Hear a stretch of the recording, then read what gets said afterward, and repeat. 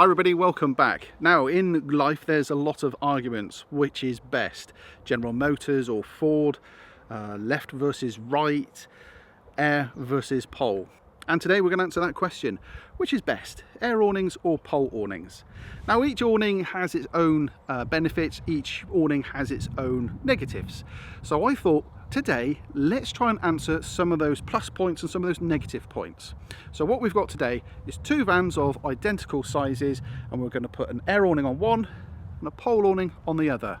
So without further ado, let's go and have a look at our contenders, and then we can see them going up together. In the red corner, weighing in at 34 kilograms, we have the 2019 Isabella Magnum 400 Flint. This is our chosen pole awning, and it uses Carbon X poles. This porch awning also has a length of 4 meters on the Caravan, and it retails for £1,529. In the blue corner, and weighing in at 33 kilograms, we have the 2019 Ventura Trinus 400. This air awning again has a length of 4 meters on the Caravan, has a single inflation point, and is very similar to the Magnum in terms of the living area. It retails for £1,299. So those are the awnings, and here are the rules.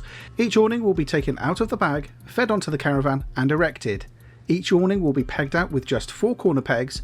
There'll be no curtains, no wheel arch covers, just the awning on the Caravan. Nathan will be putting the Magnum onto the Bailey Ridgeway, while Lee will be adding the Trinus onto the Swift Vogue.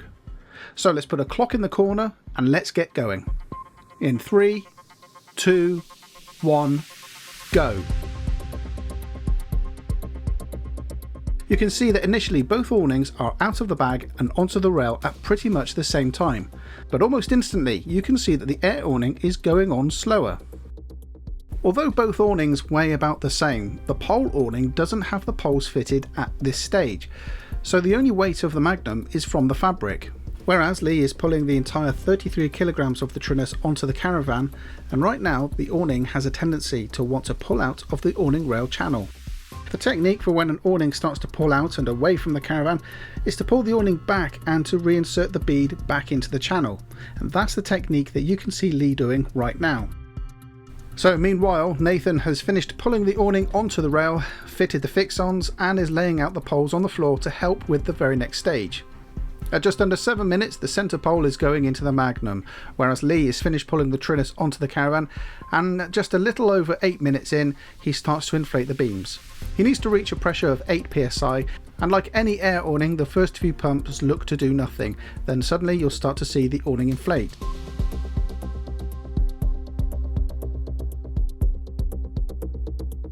Lee is adjusting the awning loosely and will continue to pump once the air tubes are roughly located. Meanwhile, Nathan has fitted nearly all the carbon fibre poles and is tensioning them up before fitting the rear uprights for a tight seal against the Caravan.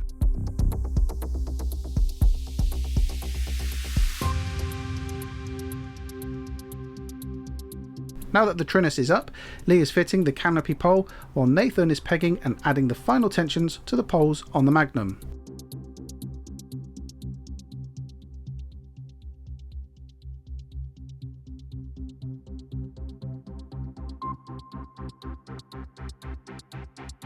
It is pretty close between them, but at 16 minutes and 30 seconds, the Magnum is up.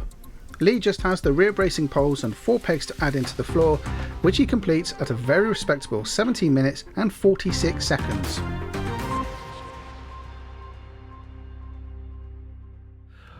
Well, I thought that was incredibly interesting. It wasn't quite the way I thought it was going to go, I'll be honest with you, but nonetheless it shows the point, doesn't it?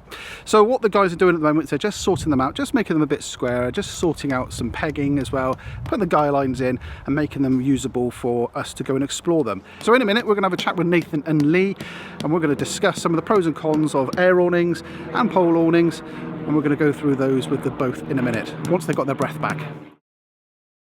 Then, did you expect that result? I did. Yeah. Really? With us putting air and pole up frequently, we have a lot of people thinking that air is a lot quicker, but from the experience we have in showrooms and at shows, we sort of knew the pros and cons of both. What I noticed was, okay, let's start with you. What I noticed was you struggled to get it in the rail. Yeah, the bit that I found the hardest was the weight of it. they're a lot more heavier than what Nathan, I know we discussed prior that they both weighed the same, however Nathan's poles are in a separate bag, so he doesn't have to think about threading that through the rail, whereas I've got all 34 kilos threading through, and that's what was the struggling part of it. Sure.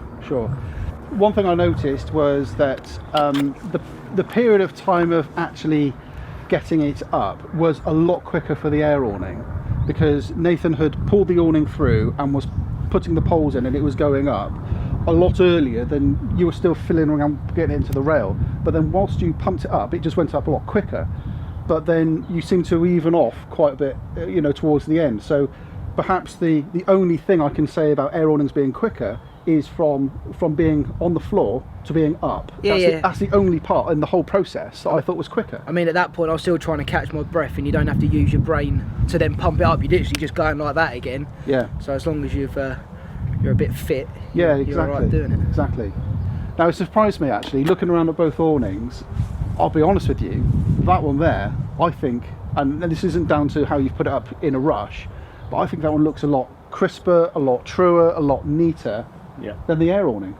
Yeah, although the ground's pretty level, you have got a bit of uneven ground, but you've got the adjustment on the legs, you've got the tension into the roof poles and everything like that, whereas your air tubes, they're set. So you can put as much PSI into it, but they're always going to be the same length. And so I think that's what makes it crisp.